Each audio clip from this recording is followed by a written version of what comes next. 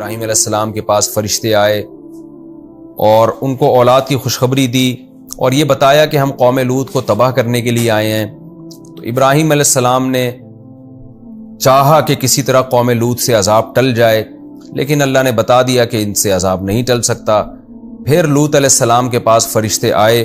لوط علیہ السلام کو بھی نہیں پتہ چلا کہ یہ فرشتے ہیں، وہ سمجھے کہ یہ انسان ہیں، اور لوط علیہ السلام پریشان ہو گئے کہ اتنے خوبصورت نوجوان میرے گھر میں آئے ہیں، میری قوم ان کے ساتھ بدفعلی کرے گی، بدکاری کرے گی، میرے لیے بہت ذلت اور بدنامی کا سبب ہے یہ چیز.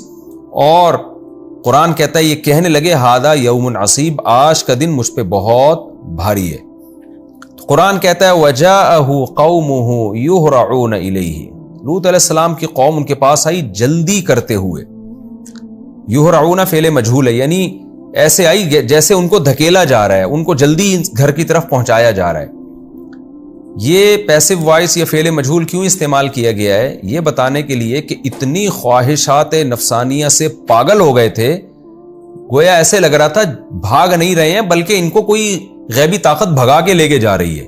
تو اصل میں تو خود اپنے اختیار سے جا رہے تھے. یہ بلاغت ہے قرآن مجید کی کہ جیسے آدمی کہیں گناہ ہو رہا ہو نا، آپ کو لوگ روک بھی رہے ہوں لیکن آپ بھاگے چلے جا رہے ہوتے ہیں، تو دیکھنے میں ایسا لگتا ہے گویا اس کا کنٹرول اپنے ہاتھ میں نہیں ہے. تبھی قرآن میں ایک اور مقام پر آتا ہے لعمرک انہم لفی سکرتہم یعمہون، اے محمد صلی اللہ علیہ وسلم ہمیں آپ کی عمر کی قسم وہ نشے میں مدہوش تھے. کیا مطلب؟ شہوت کا، خواہشات نفسانیہ کا ایسا نشہ چڑھ چکا تھا ان کے اوپر کہ کسی کی بات سننے کے لیے تیار نہیں تھے. تو قرآن کہتا ہے قوم دوڑتی بھی لوط علیہ السلام کی طرف آئی، ان کو پتہ چل گیا. مفسرین میں سے اکثر نے یہ لکھا ہے کہ لوط علیہ السلام کی جو بیوی تھی وہ یہ مخبری کا کام کیا کرتی تھی. اس نے، کیونکہ گھر کے حالات تو وہی جانتی تھی، اس نے جا کے قوم میں جا کے بتا دیا کہ ایسے خوبصورت لڑکے میرے گھر میں آئے ہوئے ہیں. تو اس نے مخبری کی، اور کیونکہ گھر کی بات تو بیوی کے علاوہ گھر سے باہر نکل نہیں سکتی تھی. پتہ چل گیا، لوگ بھاگتے ہوئے آئے. وَمِن قَبْلُ كَانُوا يَعْمَلُونَ السَّيِّئَاتِ، اور قرآن کہہ رہا ہے اس سے پہلے بھی یہ لوگ برے کام کرتے رہتے تھے. قَالَ يَا قَوْمِ، جب قوم آئی ہے، گھر کو چاروں طرف سے گھیر لیا لوط علیہ السلام کی قوم نے، اور کہنے لگی کہ بھئی یہ نوجوانوں کو ہمارے حوالے کرو. تو لوط علیہ السلام نے کہا اے میری قوم، ہؤلاء بناتی، یہ میری بیٹیاں ہیں، ہن اطہر لکم، یہ تمہارے لیے زیادہ پاکیزگی کا ذریعہ ہیں. فاتقوا اللہ، تم اللہ سے ڈرو. ولا تخزونی فی ضیفی، اور میرے مہمانوں کے بارے میں مجھے ذلیل مت کرو، رسوا مت کرو. یہاں بیٹیوں سے سگی بیٹیاں مراد نہیں ہے، خوب سمجھ لیں. وجہ اس کی یہ کہ یہ تو بالکل واضح بات ہے نا کہ لوط علیہ السلام کی کتنی بیٹیاں ہوں گی؟ 3 ہوں گی، 4 ہوں گی، 6 ہوں گی، اور قوم کے افراد تو لاکھوں تھے. تو وہ لاکھوں افراد کتنی بیٹیوں سے نکاح کر لیں گے؟ اس لیے تمام مفسرین یہاں لکھتے ہیں کہ جتنی بھی قوم میں عورتیں ہوتی ہیں نا، پیغمبر ان کے روحانی باپ ہوتے ہیں.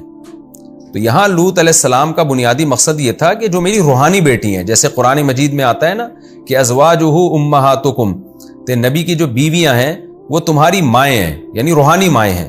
تو ظاہر ہے کہ پیغمبر صلی اللہ علیہ وسلم جیسے نبی صلی اللہ علیہ وسلم اس امت کے روحانی باپ ہیں.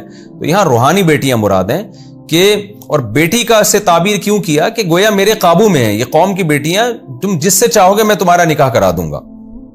یعنی اتنی میری بات قوم میں سنی جاتی ہے کہ میں کسی عورت سے، کسی لڑکی سے کہوں گا کہ تم سے نکاح کر لو تو وہ تم سے نکاح پہ آمادہ ہو جائے گی. تو اس لیے بیٹی سے تعبیر کیا کہ میرا کنٹرول ہے، تاکہ قوم یہ نہ کہے کہ عورتیں ہم سے نکاح کرنے کے لیے تیار ہی نہیں ہیں تو ہم تو مجبور ہیں لڑکوں سے بدفعلی کریں کیونکہ کوئی عورت ہم سے شادی نہیں کر رہی ہے. تو اس لیے بیٹی کے لفظ سے انہوں نے تعبیر کیا کہ یہ میرے ہی گویا ایک طرح سے کنٹرول میں ہے، تو تم جس عورت سے کہو گے میں تمہارا نکاح کر دوں گا. کیونکہ ہؤلاء بناتی، یہ تمہارے سامنے ہی ہے، یعنی یہ جو شہر ہے اس کی یہ سب عورتیں تمہارے سامنے ہیں. ایسا ہوتا نا کہ اس قوم میں عورت ہی پیدا نہ ہو رہی ہوتی، تم خواہشات سے مغلوب ہو جاتے، پھر لڑکوں کی طرف جاتے. غلط تو وہ بھی تھا، لیکن یہ زیادہ غلط ہے کہ قوم میں عورتیں موجود ہیں اور عورتوں سے تم نکاح بھی کر سکتے ہو میری سفارش کے ذریعے، یہ روحانی میری بیٹیوں کی طرح ہیں، تو جس سے چاہو گے میں تمہارا نکاح کرا دوں گا. تو یہ مطلب ہے لوط علیہ السلام کے کلام کا، اور اسی وجہ سے انہوں نے بیٹی سے تعبیر کیا. قال ہؤلاء بناتی، یہ میری بیٹیاں ہیں، ہن اطہر لکم، یہ تمہارے لیے پاکیزگی کا ذریعہ ہے، ان سے نکاح کرو، پاکیزہ زندگی گزارو. فاتقوا اللہ، پس تم اللہ سے ڈرو. ولا تخزونی فی ضیفی، ایک تو اللہ کا بھی عذاب آئے گا، یعنی اللہ کا بھی عذاب دے سکتا ہے کہ تم لڑکوں سے بدفعلی کر رہے ہو، اس پہ اللہ ناراض ہوتا ہے. اور میں بھی رسوا ہو رہا ہوں اس میں کہ میرے مہمان ہیں، میں قوم کو کیا منہ دکھاؤں گا بعد میں؟ یعنی قوم کو نہ بھی ہو تو اللہ سے تو ایک پیغمبروں میں تو ایک ویسے بھی دینی حمیت اور غیرت ہوتی ہے نا، ان مہمانوں کے سامنے میری کیا عزت رہے گی؟ قوم کے تو مسئلہ شاید نہ ہو کیونکہ قوم تو تھی بری، لیکن مہمانوں کے سامنے بھی تو ذلت ہوگی۔ وَلَا تُخْزُونِ فِي ضَيْفِي، مجھے مہمانوں کے سامنے رسوا مت کرو۔ أَلَيْسَ مِنْكُمْ رَجُلٌ رَشِيدٌ، کیا تم میں کوئی سمجھدار آدمی نہیں ہے؟ یعنی سارے ہی مل گئے ہو۔ بعض دفعہ یہ ہوتا ہے نا، انسان اکیلا ہوتا ہے، سامنے جس کو سمجھا رہا ہوتا ہے سب کی سمجھ میں نہیں آ رہا ہوتا، ایک آدمی دو آدمی ایسے نکل آتے ہیں جو کہتے ہیں یار بندہ بات صحیح کر رہا ہے۔ تو لوط علیہ السلام کی بھی یہی حالت تھی کہ کیا تم میں ایک آدمی بھی نہیں ہے جو میری بات سمجھے؟ قالوا، تو قوم جواب میں کہنے لگی، لقد علمت ما لنا فی بناتک من حق، اے لوط تجھے پتا ہے کہ ہمیں تیری روحانی بیٹیوں میں، یعنی تیری بیٹیاں جو روحانی بیٹیاں اس سے مراد ہیں، اس میں کوئی دلچسپی نہیں ہے، تو جانتا ہے ہماری عادت کو، تبھی تو ہمیں اتنے عرصے سے تبلیغ کر رہا ہے کہ لڑکوں سے بدفعلی چھوڑ دو۔ یعنی گویا مذاق اڑا رہے ہیں لوط علیہ السلام کا۔ یہ نہیں کہہ رہے کہ اے لوط ہمیں لڑکیوں میں دلچسپی نہیں ہے، یہ نہیں کہہ رہے، یہ کہہ رہے ہیں آپ کو پہلے سے پتا ہے، یعنی آپ یہ بات کر کیوں رہے ہو کہ لڑکیوں سے نکاح کرو گا؟ آپ تو پہلے سے جانتے ہو، آپ کی تو ہماری ڈیبیٹ ہی کئی سالوں سے اس پہ چل رہی ہے، تو یہ بات آپ ہم سے کر کیوں رہے ہو؟ وَإِنَّكَ لَتَعْلَمُ مَا نُرِيدُ، اور اے لوط تو جانتا ہے ہمارا ارادہ کیا ہے، تو جانتا ہے کہ ہم لڑکوں میں دلچسپی رکھتے ہیں، عورت میں ہمیں دلچسپی نہیں ہے۔ دوسرے مقام پہ قرآن میں آتا ہے، قوم نے لوط علیہ السلام سے کہا کہ کیا ہم نے تجھے منع نہیں کیا تھا کہ، یعنی ہم نے تجھے پہلے سے منع کیا ہوا تھا کہ ایسا کام نہ کرنا جو تیری رسوائی کا ذریعہ بنے۔ یعنی لوط تجھے جب معلوم تھا، معاذ اللہ لوط علیہ السلام کو کہہ رہے ہیں کہ اے لوط جب تجھے معلوم تھا کہ ہم لڑکوں سے بدفعلی کرتے ہیں تو تجھے لڑکوں کو اپنے گھر میں داخل کرنا ہی نہیں چاہیے تھا۔ یعنی گویا یہ تو نے ایسے لوگوں کو مہمان بنا کر خود اپنے لیے ذلت کا انتظام کیا ہے، کیسے بدبخت ہے دیکھیں۔ قال لو ان لی بکم قوتا، جب لوط علیہ السلام نے دیکھا میں تنہا ہو گیا ہوں اور چاروں طرف سے گھیر لیا گیا ہوں، میری کوئی بات ان پر اثر نہیں کر رہی، تو میں تو کچھ بھی نہیں کر سکتا، تو کہنے لگے کاش میرے لیے تمہارے خلاف قوت ہوتی، طاقت ہوتی، او آوی الی رکن شدید، یا میں کسی مضبوط رکن کی طرف پناہ حاصل کر لیتا۔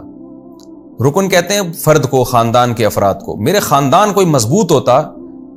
قرآن سے میں پتہ چلتا ہے کہ لوط علیہ السلام کا جو خاندان تھا نا وہ لوط علیہ السلام کے ساتھ تھا، سوائے ان کی بیوی کے، باقی لوگ آپ کے بیٹے بیٹیاں وہ اس برائی کے اندر مبتلا نہیں تھے، تو لیکن وہ کمزور تھے نا، تو اس لیے کہہ رہے کاش میرا قبیلہ، میرا خاندان اتنا پاورفل ہوتا جس کی طرف میں پناہ لے لیتا، میں ان کے پناہ میں چلا جاتا اور وہ مجھے اس ذلت سے مجھے اور میرے مہمانوں کو بچا لیتے۔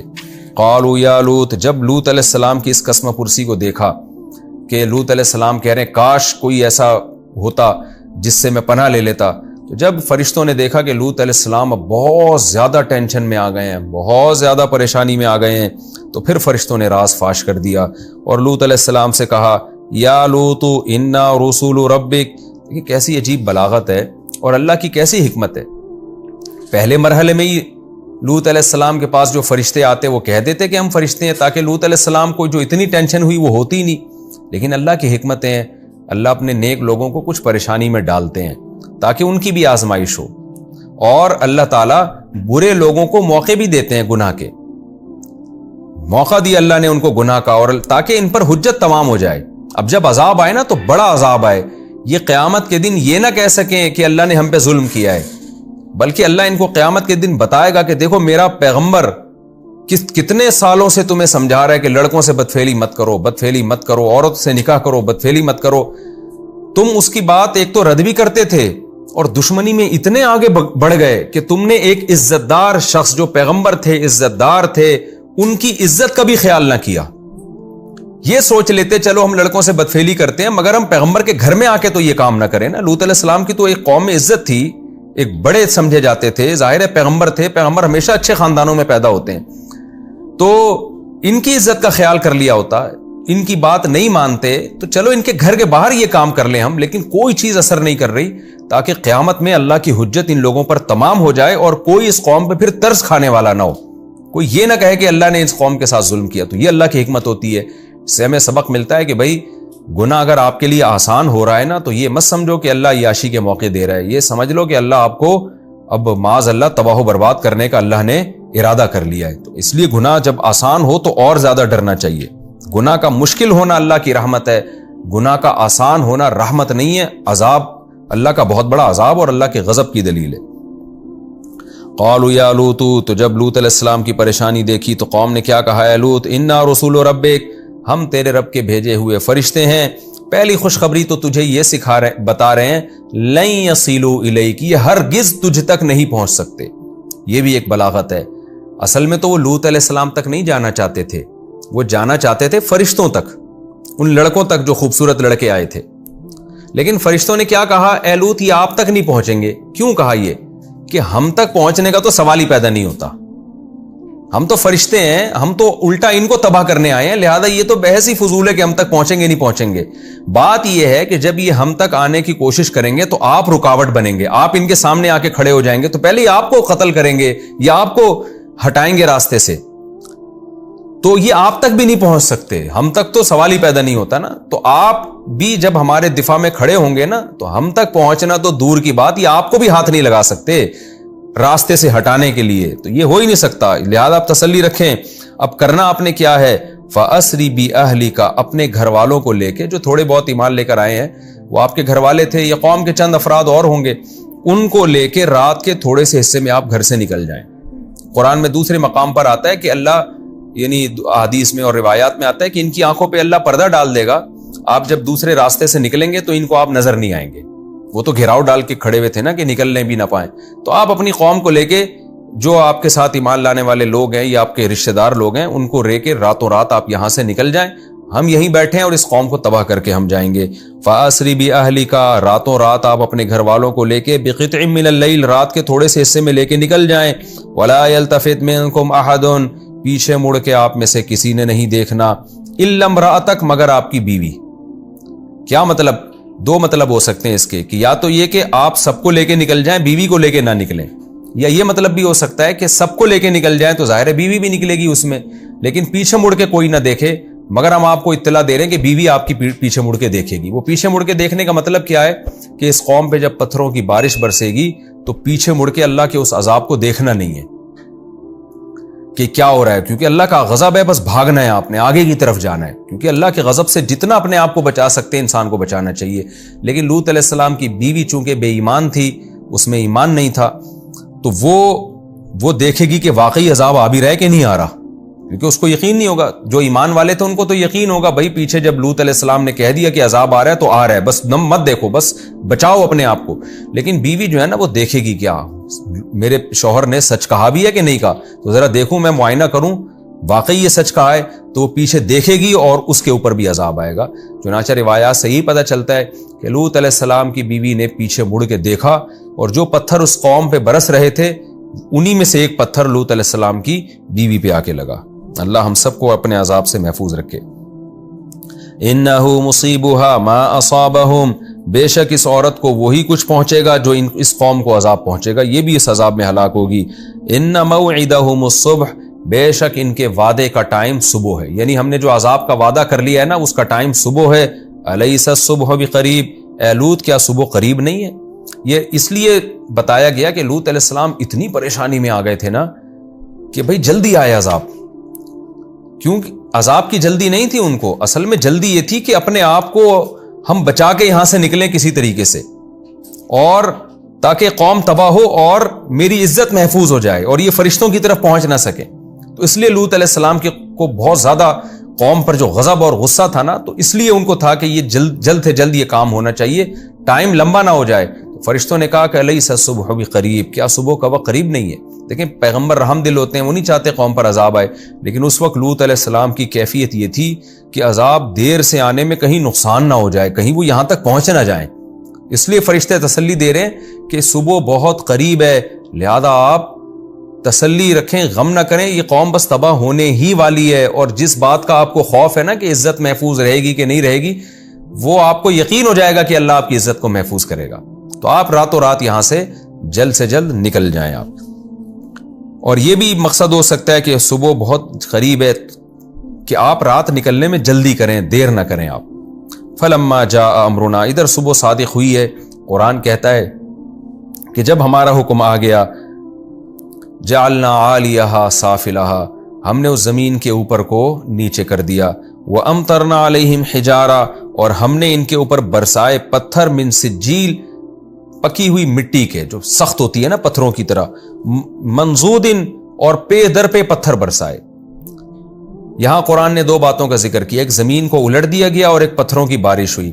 قرآن نے یہ نہیں بتایا کہ کون سا عمل پہلے ہوا ہے، کیونکہ واو کے ساتھ ہے، واو یعنی جعلنا علیہا سافلہا، ہم نے اوپر کو نیچے کر دیا اور ہم نے بارش بھی برسائی۔ تو یہ واو کا لفظ یہ بتانے کے لیے نہیں ہوتا کہ ترتیب سے کام ہوا ہے، بلکہ مطلق جمع کے لیے کہ دونوں کام ہوئے۔ اس لیے بظاہر یہی لگتا ہے کہ پہلے پتھر برسے ہیں اور زمین کے اوپر کو پھر، یعنی پہلے پتھر برسے پھر زلزلے سے پوری زمین الٹ دی گئی، تو بظاہر ایسا ہی لگتا ہے کہ پتھروں کا برسنے کا عمل پہلے ہوا ہے اور زمین کے الٹنے کا عمل بعد میں۔ اب سوال پیدا ہوتا ہے، جب زمین کے الٹنے کا عمل بعد میں ہوا تو اللہ نے اس کو پہلے کیوں بیان کیا؟ یہ بتانے کے لیے، انتقام کا منظر دکھانے کے لیے، کیونکہ زلزلہ زیادہ خطرناک سمجھا جاتا ہے، تو اللہ نے اپنا کہ جوش انتقام جو تھا نا، اللہ میں جو انتقام کی ایک جذبہ تھا جو اللہ کی شان کے مطابق ہوگا، وہ بتانے کے لیے، کیونکہ اس میں خوف زیادہ پیدا ہوتا ہے نا۔ جعلنا علیہا سافلہا، اللہ کہتے ہیں ہم کسی بستی کو یوں کر دیں، سوچو کیا حال ہوا ہوگا اس کا۔ تو یہ بلاغت کا اس میں نقطہ معلوم ہوتا ہے کہ لوگوں میں خوف پیدا ہو کہ اللہ کے لیے کوئی کام مشکل نہیں ہے، جب اللہ چاہتا ہے تو اوپر کے حصے کو نیچا کر دیتا ہے۔ اس میں بندوں کے دل میں بھی خوف پیدا ہو کہ بھئی تم گناہ کر کے کس سے لڑنے کی کوشش کر رہے ہو، کس کے عذاب کو دعوت دے رہے ہو، کس خدا سے تم ٹکرا رہے ہو۔ تو جعلنا علیہا سافلہا، ہم نے اوپر کے حصے کو نیچا کر دیا اور ہم نے ان پر پتھروں کی بارش برسائی۔ اور یہ بھی ممکن ہے کہ واقعی میں زلزلہ پہلے آیا ہو اور پتھر بعد میں برسے ہوں، تو زلزلے سے کچھ لوگ بچ گئے ہوں گے جن کو اللہ نے پتھروں سے مار کے ہلاک کر دیا اور ان کے نشانات بھی ختم کر دیے۔ دونوں باتیں ممکن ہیں۔ مسومۃ عند ربک، قرآن کہہ رہا ہے وہ تیرے رب کے نزدیک نشان زدہ پتھر تھے۔ نشان زدہ کے دو مطلب ہو سکتے ہیں، یا تو وہ پتھر عام پتھروں کی طرح نہیں تھے، خاص قسم کے ان پہ نشانات تھے جس سے یہ پتہ چل رہا تھا کہ یہ زمین کے پتھر نہیں ہیں، کسی اور جگہ سے، کسی اور سیارے سے اللہ نے بھیجے ہیں، کوئی اور مخلوق ان کو لے کر آئی ہے۔ اور نشان کا مطلب یہ بھی ہو سکتا ہے کہ جس کافر پہ وہ پتھر لگا اس پہ علامت تھی پتھر پہ کہ یہ والا پتھر فلاں کے لگنا چاہیے، یہ فلاں کے لگنا چاہیے، یہ بھی مطلب ہو سکتا ہے نشان کا۔ اور قرآن کہتا ہے وما ہی من الظالمین ببعید، قرآن جن بستیوں کو سمجھانے کے لیے نازل ہوا ہے وہ پہلے تو مشرکین مکہ تھے۔ قرآن کہتا ہے یہ بستی ان ظالموں سے دور نہیں ہے۔ یہ ظالم لوگ شام کے راستے جب تجارت میں جاتے ہیں تو لوط علیہ السلام کی قوم کی بستی ان کے سامنے آتی ہے، آج بھی ان کے کھنڈرات اور تباہ شدہ وہ بستیاں موجود ہیں۔ یہ صبح و شام جاتے ہوئے وہاں سے جب بھی یعنی سفر کرتے ہیں، لمبے لمبے سفر، تو ان بستیوں کو یہ آج بھی دیکھتے ہیں، اور یہ نشانات آج تک موجود ہیں قوم لوط علیہ السلام کی بستیوں کے۔ آج بھی دنیا میں جب سفر پہ لوگ جاتے ہیں تو ان بستیوں کو، قوم عاد، قوم سمود، یہ سارے بستیوں جو تباہ شدہ بستیاں تھیں، آج بھی ان کے نشانات موجود ہیں۔